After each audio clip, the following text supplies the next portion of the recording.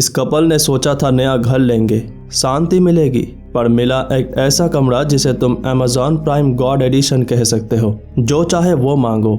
मुझे पता है तुम क्या मांगने वाले हो ठरकी, बस याद रखना जाने मन, यहाँ की रिटर्न पॉलिसी थोड़ी जानलेवा है। तुम्हारी लेके ही मानेगा। हाँ, वही जो तुम सोच रहे हो। Los Santos presenting the room. कहानी की शुरुआत होती है मैट और केट को दिखाते हुए। इन्होंने सेटल होने के लिए अपस्टेट न्यूयॉर्क पे एक पुराना सा घर खरीदा है, काफी पुराना, पर यह खुश है तुम्हारी एक्स से काफी ज्यादा। इस घर को रेनोवेट करते और पुरानी चीजें हटाते समय दीवार पर एक छोटा सा छेद देखते हैं, पर यह वो छेद नहीं है जिसके पीछे पूरी दुनिया पागल है। मैट को जानना है कि आखिर इस छेद के पीछे है क्या, इसीलिए वो वॉलपेपर हटाने लगता है और इसके पीछे मिलता है एक खुफिया दरवाजा। मैट जो पुरानी चीजें हटा रहा था, इनमें ही इसकी चाबी थी और इस चाबी के जरिए मैट दरवाजा खोल देता है। दोनों को ही समझ में नहीं आ रहा कि आखिर ये बवासीर है क्या, बस एक खाली सा कमरा विथ नो घोस्ट इनसाइड, इसीलिए वो इस पर ज्यादा ध्यान भी नहीं देते। वैसे इस रूम को खोलने के बाद से ही इलेक्ट्रिसिटी फ्लक्चुएट हो रही है, तो मैट ने इलेक्ट्रिशियन बुलाया होता है। घर के सर्किट्स देखकर इलेक्ट्रिशियन भी हैरान हो जाता है। यह तो बाबा आदम के जमाने से भी ज्यादा पुराना लगता है। इलेक्ट्रिशियन यहाँ से जाने से पहले मैट को इस घर के बारे में कुछ बातें बताता है, जैसे काफी अरसे पहले इसी घर में इस घर की पुरानी मालिक की हत्या हुई थी और वो भी इसी घर के अंदर। इन घटनाओं की सच्चाई जानने के लिए मैट थोड़ी रिसर्च करता है। पता चलता है ये घटनाएं बिल्कुल सच है और जिसने उनकी हत्या की थी उसकी पहचान तो नहीं हो पाया, पर उसका नाम है जॉन डो। इन सब घटनाओं से परेशान मैट उस खाली सा कमरे के अंदर आता है।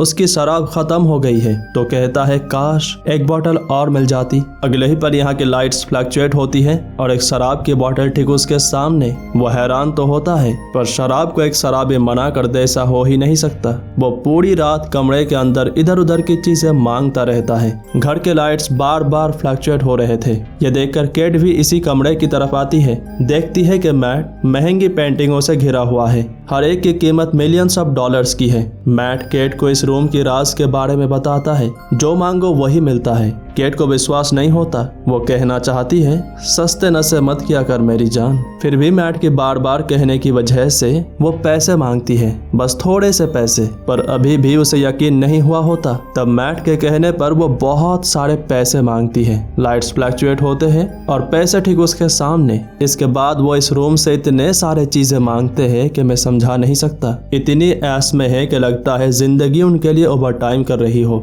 मैं कोशिश करता हूँ उनके अयासी बयान करूँ, पर अल्फाज हर बार उनके ग्लास में गिरकर डूब जाते हैं। हर लम्हा उनके इतना महंगा लगता है मेरी जुबान भी अफोर्ड नहीं कर पाती। लेकिन वो बहुत जल्द इन सब चीजों से बोर हो जाते हैं। इस बोरियत को देखते हुए मैट बच्चे लेने की प्रस्ताव देता है। हालांकि केट ऐसा चाहती है, लेकिन फिर भी ऐसा नहीं करना चाहती क्योंकि पहले ही 2 बार उसकी मिसकैरेज हो चुकी है। खैर, मैट बाहर टहलने जाता है और इसी बीच केट एक विश मांगती है। मैट घर वापस आकर बच्चे की रोने की आवाज सुनता है। देखता है कि केट ने उस रूम से बच्चा लिया है। मैट गुस्सा हो जाता है क्योंकि उसे बच्चा ऐसे नहीं बल्कि नेचुरल तरीके से चाहिए था, लेकिन केट मिसकैरेज के डर से ऐसा नहीं करना चाहती थी। अब मैट के कहने पर वो अपनी विश अंडू करने आती है, लेकिन उससे ये नहीं हो पाता। तब मैट ऐसा करने की कोशिश करता है, लेकिन उससे भी ये नहीं हो पाता। तो वो इस बच्चे को पालने की फैसला करते हैं और इसका नाम रखते हैं सेन। इधर मैट जॉन डो की स्टेटमेंट देखता है जिसमें उसने कहा था इस रूम ने मुझे ऐसा करने के लिए मजबूर किया। मैट इससे मिलना चाहता है। इससे पहले वो रूम से थोड़े से पैसे लेता है। फिर मेंटल असाइलम आता है जॉन डो से मिलने। यहाँ के स्टाफ बताती है कि आज तक जॉन डो से मिलने कोई नहीं आया सिवाय रिपोर्टर्स के। मैट भी रिपोर्टर की तरह ही उससे मिलता है, लेकिन जॉन समझ जाता है कि वो कोई रिपोर्टर नहीं है। मैट जानना चाहता है कि आखिर उसने पुराने मालिक की हत्या क्यों की थी। जॉन उसे जवाब तो नहीं देता, लेकिन उस रूम के बारे में सब कुछ बता देता है। वो मैट को सलाह देता है उस रूम को भूल जाने की और उस घर को जितना जल्दी हो सके छोड़ देने की, वरना उन्हें इसकी कीमत चुकानी होगी। खैर, इसके बाद घर वापस आते समय मैट गाड़ी में पेट्रोल डलवाता है, लेकिन जब पैसे देने जाता है तो वो पैसे जो रूम से लेकर आया था वो पूरी तरीके से धूल बन चुकी है। मैट जल्दी जल्दी घर वापस आता है और रूम की पैसे खिड़की से बाहर फेंकता है और अगले ही पल वो सभी धूल बन जाती है। इसके बाद मैट एक पेंटिंग के साथ भी यही एक्सपेरिमेंट करता है, आधा घर के अंदर और आधा घर के बाहर। और ठीक वैसे ही पेंटिंग की बाहर वाला हिस्सा बिल्कुल खराब हो जाती है, जबकि अंदर का हिस्सा बिल्कुल सही रहता है। यानी उस रूम से मिली चीजें घर के अंदर तो सही है, लेकिन बाहर इनकी कोई कीमत नहीं है। मैट को जानना है कि आखिर ये काम कैसे करता है, इसीलिए वो रूम की चप्पा चप्पा छानता है, लेकिन वायर्स के अलावा कुछ भी नजर नहीं आता। यहाँ तक कि घर के हर कोने में, हर दीवार पर, हर चप्पे में वायर ही वायर है, और ये सारे वायर्स उस पुराने सर्किट से जुड़ा हुआ है। इसी बीच केट बच्चे को बाहर ले जाना चाहती है। मैट उसे ऐसा करने से मना करता है, कहता है बाहर खतरा है। केट उसकी बातें नहीं सुनती, उसे ही पागल समझ रही है। लेकिन जैसे ही वो सेन को लेकर बाहर आती है, वो बड़ा होने लगता है। हैरान केट बस ऐसे ही खड़े रह जाती है। मैट उसे घर वापस ले आता है। उनका छोटा सा सेन अब 10-12 साल की हो गया है। मैट केट को सारी बातें समझाता है। रोम से मिली चीजें बाहर नहीं जा सकती। कड़वी सच्चाई तो ये है कि उनका बेटा सेन भी कभी बाहर नहीं जा सकता। अगर गया तो उसका उम्र बढ़ने लगेगा और बस खत्म। इन सब घटनाओं के बाद केट बहुत ही प्रोटेक्टिव हो जाती है। वो नहीं चाहती सेन कभी बाहर जाए। हाँ, ये उसके अच्छे के लिए है, लेकिन इससे सेन बहुत ही चिड़चिड़ा हो जाता है। वो किसी की नहीं सुनता, हमेशा बाहर जाने की बात करता रहता है। एक बार चोरी छुपे बाहर जाने की कोशिश करता है, लेकिन पकड़ा जाता है। इसके बाद केट सारे खिड़कियों पे कील ठोकने लगती है। मैट के पूछने पर गुस्सा दिखाती है तो उसे भी अपने बेबी की बात सुनना पड़ता है। आखिर बेबी के सामने किसकी चलती होगी।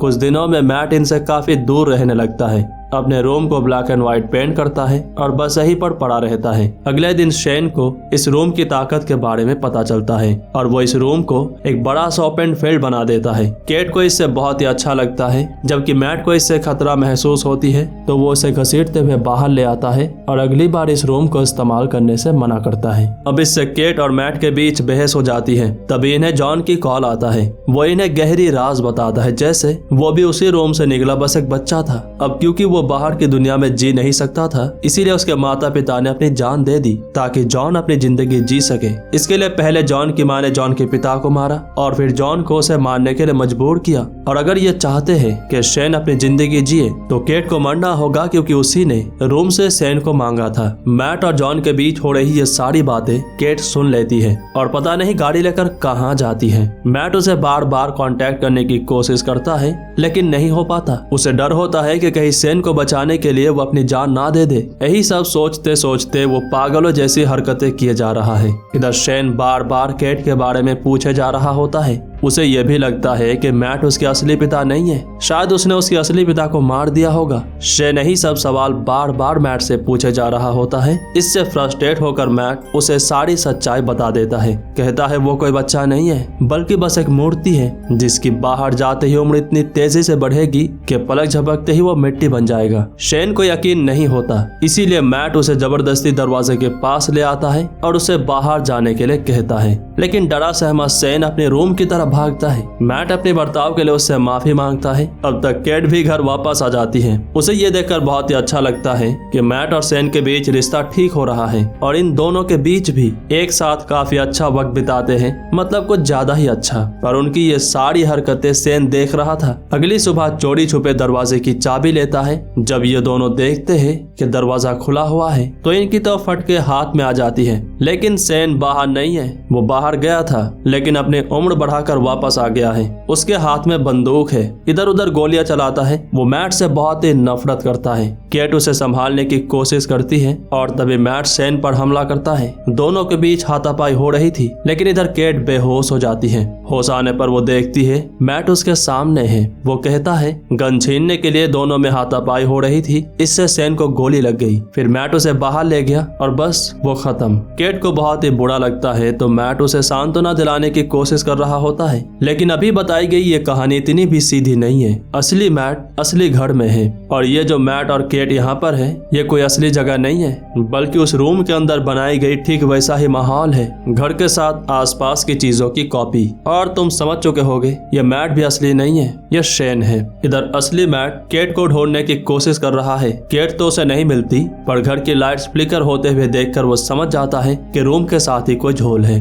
पर वो लॉक्ड है। इसीलिए हथौड़ा लेकर दीवारें तोड़ने लगता है। दूसरी तरफ लंच के दौरान केट नोटिस करती है मैट बर्फ चबा रहा है, जैसे शेन किया करता था। केट को उस पर संदेह होती है, लेकिन अभी तक वो 100% श्योर नहीं है ये मैट है या शेन। पर कुछ ही देर बाद शेन केट के साथ सेक्स करना चाहता है। कहता है इस पर मेरा भी तो हक है। अबे पागल है क्या? केट अनकंफर्टेबल होती है तो उसे धक्का देकर गिरा देती है और तब मैट के रूप में शेन उसे मॉम कहकर पुकारता है। केट यहाँ से भागने लगती है। इधर मैट दीवार तोड़ता है, लेकिन यहाँ बस वायर ही नजर आता है। वो इन्हीं वायर्स के बीच से होता हुआ दीवार के अगले सिरे से निकलता है जो उस रूम के अंदर है। फुटप्रिंट्स देखकर वो समझ जाता है वो किस तरफ गए हैं। मैट भी उसी तरफ भागता है। इधर केट शेन से छिप नहीं पाती। वो केट के साथ जबरदस्ती करने लगता है, लेकिन तब तक मैट खिड़की तोड़कर अंदर आ जाता है तो शेन उसे संभालने जाता है। केट भी भागने की कोशिश कर रही थी, लेकिन दोनों एक जैसे। मैट उसके सामने है। उसे समझ नहीं आ रहा कि असली कौन है। ये वाला मैट उसे लेकर भागने की कोशिश कर रहा था।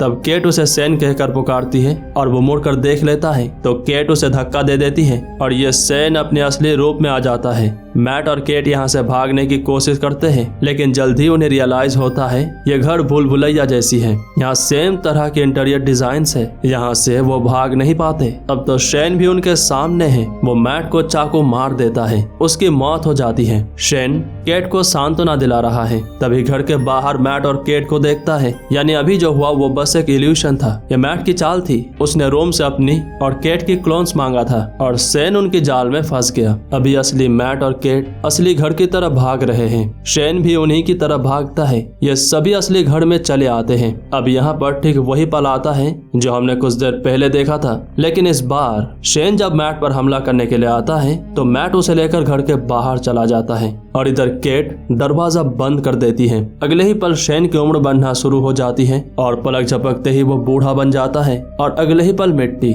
इन सभी घटनाओं से सबसे ज्यादा दर्द होता है केट को। फिर 1 महीने बाद हमें दिखाया जाता है कि मैट केट के साथ एक मोटेल में रहता है। जब वो खाना लेकर मोटेल वापस आता है, उसके बार बार आवाज लगाने के बावजूद केट दरवाजा नहीं खोलती। दरअसल वो प्रेग्नेंट है, लेकिन ये बच्चा मैट का है या शेन का। उम्मीद करते हैं ये कहानी आपको पसंद आई होगी।